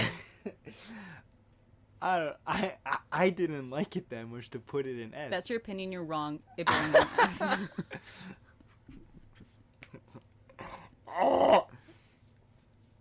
Fine. Fine. Jesus Christ. December, this past month. Which one do you have any that you want to start with? No. Just whatever came out first. I don't know. They're not in order. Oh. I'm just gonna say Aquaman. Aquaman. Aquaman. C. That's my thought. F. It was better than The Flash. It was better than The Flash. It was better. I'm shaking my head, by the way. It was better than The Flash. No. I will stand by that. It was better than The Flash. It was quite the letdown. I didn't expect much of it to begin with. You're saying C? Yes. I'll meet you in D. But Flash is also in D. High D. C, low C. Because I'll give you that. You're saying it's better than Little Mermaid? 1,000 times yes. Cause like, see, the thing is, they were put. This is another movie. They were Fine, Put, they low were, C. Okay, they were put in a tough spot with this one, because of the thing with Amber Frickin' Heard. Amber Heard. And like, you could tell that they cut her scenes. Oh, they off cut significantly. Oh, Considering so much was missing. It was supposed to be a family-oriented movie, and the wife and mom is almost like non-existent in the movie. She has like maybe 5 lines in the whole movie. Yeah. And that was because she was next to other characters. So you couldn't cut out. You could not cut her out. But you could tell like that the scene when she's in like the hospital, that was probably a bigger scene, but was cut. Like you. The bigger scene I think was also when they set the house on fire. That scene looked like a bigger scene too. Where like with her reaction. Where Boba Fett walked out. Oh shit. Well, like he got cut Well, remember, like it was no, like I think another scene that was supposed to be like this big scene with just them was when learning. Boba Fett. Timo Morrison. Yes, that scene where he has the baby and then you just see the eyes light up in the back Hmm. for Black Manta. I don't That think that was house a bigger scene, one. I think it is I because, dude, I don't think that would literally, have been. it's nothing. Cuts to the house, like I think on fire or I think that was just a choice because Amber Heard. no, and then Amber Heard's like bawling. Yeah, but she I showed up think that with it was Arthur. like I think it was probably like a big speech or something. It got cut down bad. Bad. That scene just looked choppy to me. I think it was choppy because she entered with it with Arthur with Jason Momoa, so she wasn't there before. I think it was just a choice like to have because this is James Wan. He's roots in horror with because he did Cabin in the Woods, I think, right? So I think it was just a choice of like having Black Manta show up menacingly out of nowhere. No, and, but I'm talking about after that. yeah, or well, like the aftermath of Yes, of where the house like on fire. I thought you meant like there was a battle and like. no. Oh, I mean okay, after okay. that because I mean Oh yeah, I could. I Yeah, feel like that whole scene was like this big like Arthur's like like you know like a speech about love, and stuff love like and that. being inspired and remaining strong, something like that. Yeah, that's probably why they moved for the last scene with that UN scene. Maybe most of, if there was a speech, You maybe could there tell was most from of the it in it. moment the movie started, they cut so much out because they had to have Jason Momoa introduce a whole bunch of things, Exposition. exposition within like the first couple minutes of the movie. It's like they cut a lot out, Yeah. a lot. They also because like I think last year, it was leaked that Ben Affleck was gonna show up in this movie. When? I don't know because they were it was leaked because there was a studio tour and they saw Ben Affleck because they were in the middle of filming Aquaman and they saw Ben Affleck there and they're like oh and then Jason Momoa makes this video like thanks thanks studio tour you just ruined that Ben Affleck so then he just flat out announced that Ben Affleck was gonna be in it but then that's around I think around the time James Gunn announced he was doing his thing or I don't know but basically saying that like James Gunn decided against including Ben Affleck in it. Mm-hmm. So, yeah, this movie suffered from a lot of different circumstances. I think from one being Amber Heard, and two being the like a complete rework of the DC universe. That like, I don't think they even said whether or not Jason Momoa is going to continue on as Aquaman. They might have him be Lobo finally. He would be a better Lobo, I think. It would be a good Lobo, but like, yeah, Yeah. it's because of you know, honestly, good on them for going with a different direction with DC, but because of this, it is definitely hurting. It is very messy. Yeah, it's hurting the movies that are coming out. It doesn't help that there have been behind the scenes drama with these two movies specifically. Blue Beetle's the only one that's been safe. Same with Shazam. They've been but even then that had some trouble with The Rock and like with what he wanted to do with Black Adam and they couldn't use the Justice Society characters so like even that one was kind of suffering a little bit from that but Blue Beetle's the only safe one and James Gunn says they will keep it. They better keep They him, will or hold else him I'm gonna come after James Gunn himself. So that's why I say Aquaman is at least C. At least. Low C. I'll agree with you there. Simply because Black Manta was awesome. Come on. He loves some. He loves some. Left some to be desired. Yeah. Yeah, I guess it didn't help that he was like just doing the bidding of another Atlantean, but Yeah. Because at that point it wasn't necessarily Black Manta, right? started off as it, then just quickly turned into not. I liked him not going for not being saved by Aquaman. That is something for sure Black Manta would do in the comics, and I think he has done a lot. Okay. I thought they were gonna go with the hook hand thing. I know. With the blood thing, that would have been perfect. Yeah. Okay. Okay, fine. The Iron Claw. You went from not knowing anything about this movie to kind of being interested to being fully into it. Yeah. And I blame that sheerly on your WWE resurgence. Yeah. Well, I was. It's not when the movie was announced. I was watching wrestling. Okay. Yeah, but like, that was the start. Now you're pretty into it, considering we're literally going to another wrestling Going to our match. third show in February. I think it's after Elimination Chamber. Anyways, So yeah, Iron Claw A tier. not S tier. No. Okay, I'm not gonna argue. It was a good movie, and like the wrestling, it wasn't like the wrestling. Before, Was after the, Priscilla, where's Priscilla again? after TMNT. So it's Blue Beetle, Dream Scenario, TMNT, Priscilla. I'll give you after Priscilla. Anyway, well, cause like the wrestling, yeah, the wrestling was like the main focus, but it's not like you saw a lot of wrestling in the movie. No, it was mainly mostly about family It based. was about the family, which I get it, and like it was probably a good story to like talk about. I will say that I saw like a later an interview like with the Von Erichs cutting a promo, and like the first brother that spoilers, the first brother that died, they definitely like pushed up the timeline when he died because there was like a promo they were cutting, and The one with the intestine. oh no, it was that all the brothers were there for little Mikey's debut in wrestling. They weren't there, but they were like saying like, oh yeah, he's gonna debut any day soon. So they definitely like pushed his The death. deaths. Yeah, they spread him out a little bit more for like the sake of story, obviously. But no, yeah, it was a solid movie.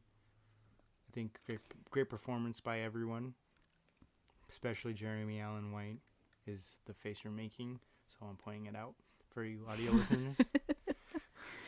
And the face I'm making is like, yes.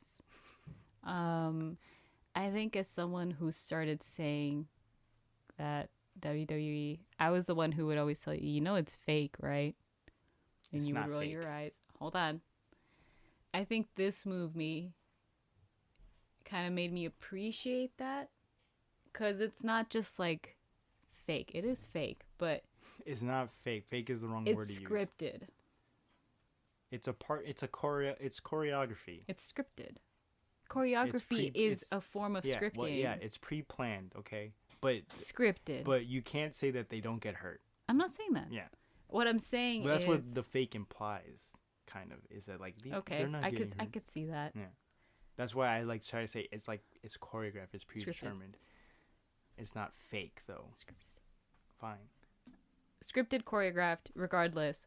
I think this movie made me appreciate the process of behind the scenes, especially like I told you in that scene where the brothers are talking to their opponents, quote unquote, For their opponents. tag match. And they are like saying like, okay, well, you're going to do this. I'm going to do this. Like just something about it being like this whole thing they orchestrate just so that everyone is safe. Yeah, everyone's safe. You always look out for your partner. But also just like how much community, which I think you can say that for anything, any sport, any form of entertainment, anything, but like knowing the impact that these people have made, especially Ric Flair. Whoa! Because we saw the movie, and like 2 weeks, a week later, we went to the day one thing. Day one, Monday Night Raw. And literally like all we heard aside from yeah and like yeet, which are, for those who don't know, are like taglines for some of the wrestlers. For LA Knight and Jey Uso. Main event Jey Uso. I think, but all you heard was woo. Whoa! And like, people just seeing the community and the history that this has and the details and just the characters these people put up and what they're willing to do for these characters that they make. I think it's just appreciative in a way. Like it makes me appreciate it more. Yeah, and also like you said, like, because you were asking like how do they know that they get to be world champ and all that. It's like it's off your performance. Like if you're like liked or not liked, even if you're disliked a lot, that's still good. But it's also like your work in the ring. Like how good are you in the ring? Are you pulling out pretty solid moves and you're getting that reaction from the crowd? And like Like, what you don't want, basically, as a wrestler, is you don't want the crowd to be indifferent. You don't want them to sit there in silence. You want them to be cheering. You want them to be booing. You want them to do that, at least. And, like, if the crowd's behind you, you most likely will move up. You will become, like, either a mid-card champ or eventually, like, the champ, the face of the company. Yeah. So that makes me appreciate it, that it's like, I mean, even like now with like Dom or Dirty Dom, whatever, or Dominic Mysterio, people hate him, quote unquote, hate him. Well, the fans definitely do. Well, they love to hate him. They love to hate him. And it's like, even seeing that could put you on top. Mm-hmm. I mean, he got a championship. He lost it, but he got it. But I think that in itself is interesting. And so that movie kind of delve more into the behind the scenes, how like some people truly want this and they want to work. They want to be at the top of the mountain. Yeah. So it's like, in a way, is it fake? And by fake, I mean scripted. And by fake, I mean choreographed. Yes. But it's kind of like any movie, any show. And I think I've learned to appreciate that, where it's like, it's something that it's like, there's work put into it that you don't see. And it's like, yeah, it may look cheesy, because even I can see, like, girl, that punch. Girl. But I think that it just helps appreciate it more. Mm-hmm. Wait, what about Poor Things? Yeah, that wasn't that. We haven't done that yet. No. But that was in December. Oh, okay. Poor Things. A. We can do low A. Fair. The reason, even though I've watched it twice and I absolutely love the movie, it had... Mark Ruffalo was amazing. He was great. Dramatic, melodramatic character. I loved it. He did great. It took me a while to warm up to him, but he did great. Emma Stone did great. Willem Dafoe did great. McCandless, great. I just think there was too much unnecessary nudity and sex in this movie. And like I told Christian, I don't mind sex or nudity if it warrants it, like if it's part of the story. In this one, and I think my friend, shout out to Tuesday, put it correctly. She felt like a pervert watching the movie, which maybe was the point, but yeah, I think that it just felt gross in a way. Maybe that was the point. Maybe that was the point. But I don't see why. You know? Because, like, if they were studying her while she was masturbating, I can maybe see why you would be made to feel like a pervert watching her. Oh, it's based on a book? It is? Oh, I didn't even know that. But, I don't know, it just... Yeah, like she put it, and I think she put it perfectly. She just felt like a pervert watching that. And like I had told, you know, one of my classmates, to me, it's kind of like so much unnecessary sex for what, you know, especially the part where she's being ate out by her by her fellow prostitute friend. There was no need for that scene. You could have shown that they were getting close by merely having them under the sheets, topless. Didn't even have to show boob. It would have implied it enough. I mean, maybe it's just like, showing for like how her simplicity, like for kind of like going for those basic instincts. You could have showed that without having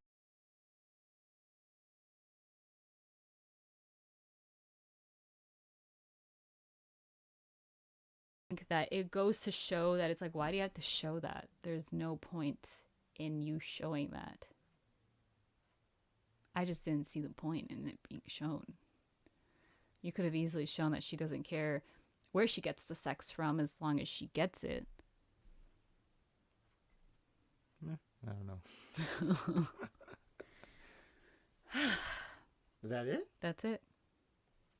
Hooray! Yay!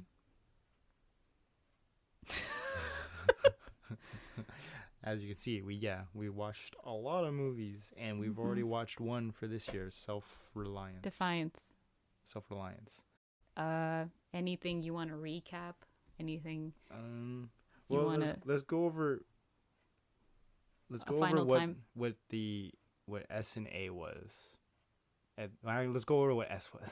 S, closest, we have Spider-Man. Then we have Barbie, John Wick, Oppenheimer, Saltburn. All right. So out of those ones, which one would you say was your favorite? Also, what I just thought of was a good criteria. Which one do you want to own physically? Like, as to want to rewatch and like have physically. Barbie for sure. Fair enough. We already own Spider-Man. We own Cross the Spider-Verse. That's it. Saltburn I could probably stream, and that's fine. I wouldn't want to own. I mean, it is streaming on Prime Video. But still, like. So you would say Across the Spider-Verse and Barbie I think Across and Barbie are. That's fair. On top of each other, they're like equally as good. Yeah. I couldn't choose because they're completely different sides of the spectrum. Yeah. So. Yeah, I agree with most of those. Like Across the Spider-Verse, Barbie, Oppenheimer, and John Wick are like my top 4 out of all of those. If I had to stake my claim of which one was my favorite, going off whatever I just said, it would probably be John Wick, because I wanted the 4K DVD for like since it came out, but I also wanted like a 4-pack of all of them in 4K. And that's the last one, right? Yeah. They announced that they're gonna do like a spin-off one. Right, but John Wick, period. As so far it seems like he's done. Like the story of John Wick is done. So I would probably go with John Wick as my top pick. Okay. Yeah, but it's very close between the 4 I just mentioned. Okay. Because I liked them all.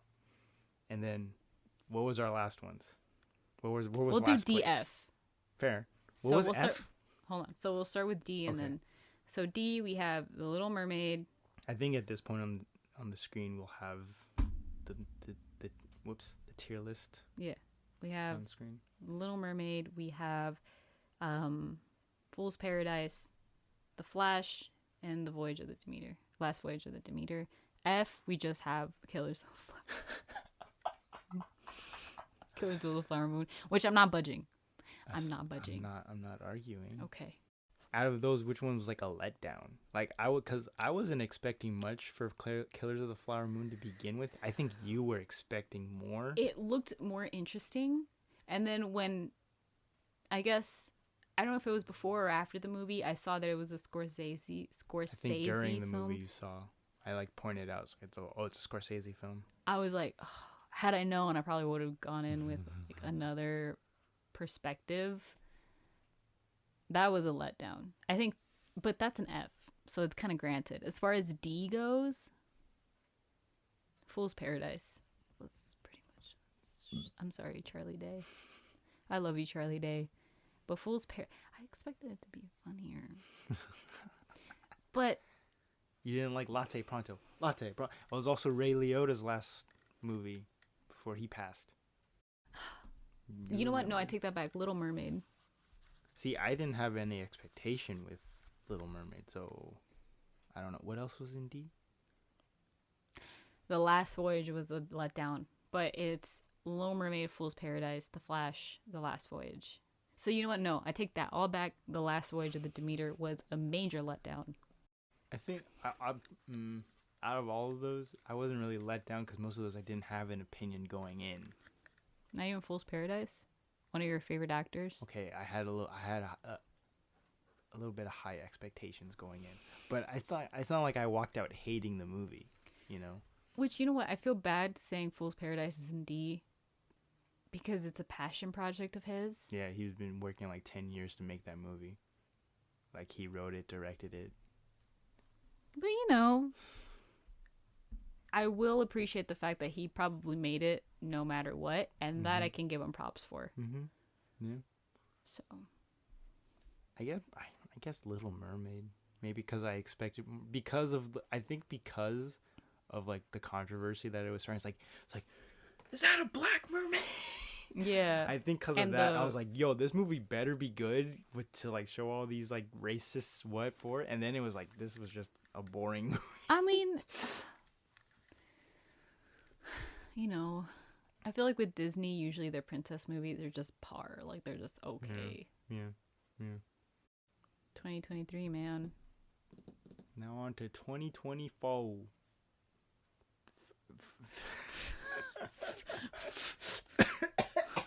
I'm dying. Help me. Cut it before I die. All right. Well, anyways, thanks for listening, my dudes and dudettes, all my chaps and chapsesses.